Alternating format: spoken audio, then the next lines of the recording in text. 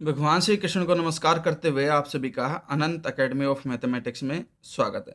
देखिए, ये एक थ्योरम है और एक डेफिनेशन है, ये बहुत ही इम्पोर्टेंट है। इसको थोड़ा सा ध्यान से समझिए कि देखिए, if A1 and A2 are self adjoint operators on a Hilbert space H, then A1 is less than equal to A2 if a1x comma x is less than equal to a2x comma x, यानी कि a1 less than equal to a2 होगा अगर आपके पास ये condition होती है तो for all x belongs to h।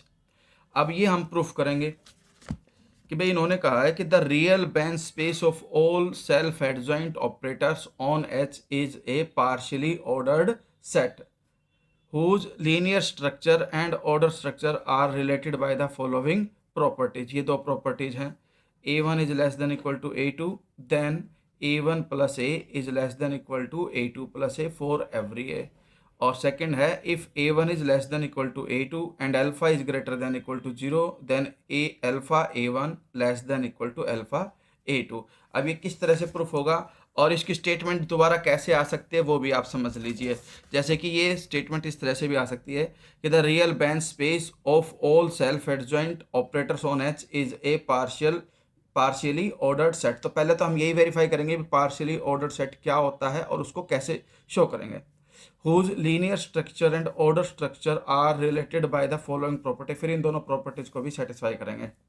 देखिए, suppose B is a Banach space consisting of all self adjoint operators on H। B Banach space हो गया जिसके अंदर सारे के सारे सेल्फ एडजॉइंट ऑपरेटर हैं, ठीक है। We show that the relation less than equal on B defined by. अब जो रिलेशन है हम डेफिनेशन के अकॉर्डिंग ये लिख सकते हैं कि भाई A1 is less than equal to A2 if and only if a1x comma x less than equal to a2x comma x for all x belongs to h। ये तो डेफिनेशन लिख दी। Is partial order. अब partial order के लिए हम किस तरह से करेंगे? सबसे पहली चीज तो हम इसे रिफ्लेक्सिव दिखाएंगे कि भाई let a belongs to b, then ax comma x is equal to ax comma x for all x belongs to h। Implies a less than equal to a। Condition sure होती है, अगर मान लो less नहीं भी हुआ तो इन दोनों में से कोई एक कंडीशन होनी चाहिए, तो a इक्वल टू a होता ही है। तो hence less than equal is reflexive, क्योंकि ax लिखने के बाद हमारे पास कंडीशन आ गई a is less than equal to a की, रिफ्लेक्सिव हो गया। अब जो सेकंड कंडीशन है हमारे पास वो है कि let a1 a2 belongs to b such that a1 is less than equal to a2 and a2 is less than equal to a1। पहले वाले केस से तो हमारे पास कंडीशन आ गई a1x comma x less than equal to a2x comma x. फिर second वाले condition से a2x comma x less than equal to a1x comma x for all x is equal to ना फॉर ऑल x। अब यहाँ पर condition क्या बनेगी? अगर भाई ये इससे लेस देन इक्वल और ये इससे लेस देन इक्वल, तो ये दोनों एक दूसरे के क्या हो गए? Equal for all x। अब यहाँ से कंडीशन ये लेफ्ट में आ गई, तो a1 minus a2x comma x equal to 0, a1 minus a2 equal to 0, तो a1 इक्वल टू a2।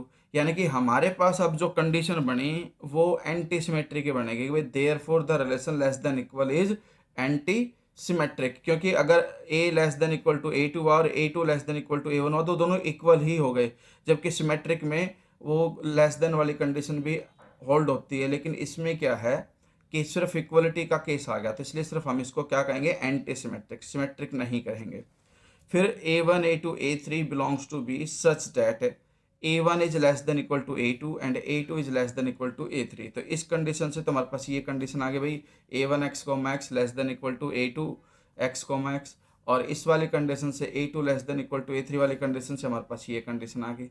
अब a1 वाला केस a2 से लेस है, a2 वाला केस a3 से लेस है, तो a1 a3 से डायरेक्टली लेस देन हो ही जाएगा।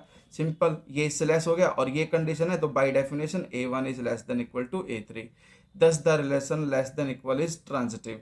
अब ये रिफ्लेक्सिव हो गया, ट्रांजिटिव हो गया, एंटी सिमेट्रिक हो गया। अगर ये सिमेट्रिक होता तो इक्विवेलेंस कहलाता, लेकिन एंटी सिमेट्रिक होने की वजह से ये क्या कहलाएगा? आपका पार्शियल ऑर्डर कहलाएगा, कि hence less than equal is a partial order relation. ठीक है। अब हमारे पास वो दो प्रॉपर्टीज है जो हमें सेटिस्फाई करनी है कि since a1 is less than equal to a2 we have a1x comma x less than equal to a2x comma x for all x belongs to h। ये कंडीशन है, तो हम ये कंडीशन लेकर के चलेंगे। क्योंकि ये कंडीशन तभी आ सकती है जब ये कंडीशन पॉसिबल हो। तो दिस इम्प्लॉइज, अब दोनों तरफ क्या कर दिया इन्होंने, ए एक्स कॉमा एक्स लेफ्ट में ऐड कर दिया, ए एक्स कॉमा एक्स राइट में ऐड कर दिया। फिर इन्होंने नेक्स्ट स्टेप में क्या कर दिया, ए वन प्लस ए एक्स बाहर कॉमा एक्स, यानी कि इन दोनों को ऐड कर दिया। सेम वे में इधर भी ऐड कर दिया, a two plus a x comma x for all x belongs to h. तो यहाँ से ये कंडीशन लेस देन इक्वल इसके आ गई, तो इसका मतलब a one plus a is less than equal to a two plus a. पहली कंडीशन वेरीफाई होगी।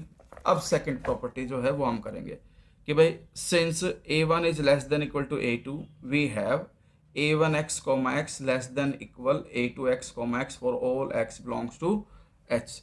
ये कंडीशन हमारे पास है ही। अब अल्फा दोनों तरफ मल्टीप्लाई कर दे, क्योंकि alpha greater than equal to zero है, तो दोनों तरफ मल्टीप्लाई करने पे साइन चेंज नहीं होगा। फिर प्रॉपर्टी के अकॉर्डिंग अल्फा इसके साथ मल्टीप्लाई हो जाएगा ए वन के साथ, इसमें अल्फा ए टू के साथ मल्टीप्लाई हो जाएगा। फिर ये आ गया अल्फा ए वन ब्रैकेट में एक्स कॉमा एक्स, और ये अल्फा ए टू ब्रैकेट में एक्स कॉमा एक्स। तो इस तरह से alpha a one less than equal to alpha a two by definition, hence the result. यही हमें इसमें वेरीफाई करना था।